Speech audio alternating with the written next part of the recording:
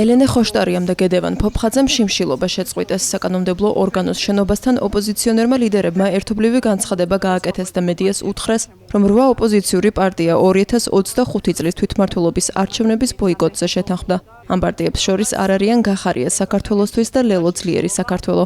ელენე ხოშტარიამ წაიკითხა საგანგებო განცხადება და თქვა, რომ ოპოზიციის მონაწილეობა თვითმმართველობის არჩევნებში ხელისუფლებას ლეგიტიმაციის ფასადს შეუქმნის. ოპოზიციონერმა ლიდერმა შიმშილობა 27 ივნისს დაიწყო.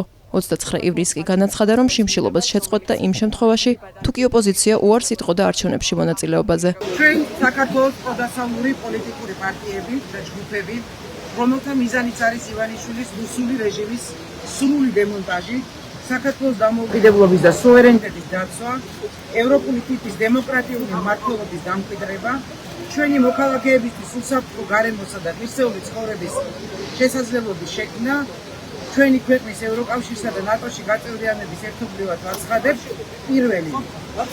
უარს ვამბობ ეგრეთ წოდებული ადგილობრივი თვითმმართველობის არჩევნებში მონაწილეობაზე.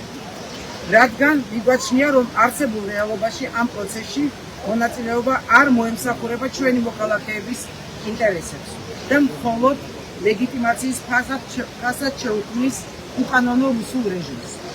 მეორე, ვაცნობიერებ ერთობლივი მოქმედების აუცილებლობას და ვაცხადებ, რომ ყველაფერს გავაკეთებ, რათა ჩვენი პრინციპული უკომპრომისო ბრძოლითა და შრომით მაქსიმალურად დავაჩქაროთ არადემოკრატიული ოლიგარქიული სისტემის დასასრულს.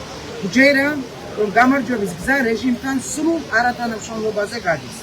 საქართველოს მოქალაქეებთან ერთად ვაგრძელებთ საერთო ეროვნულ წინააღმდეგობას ბოლომდე.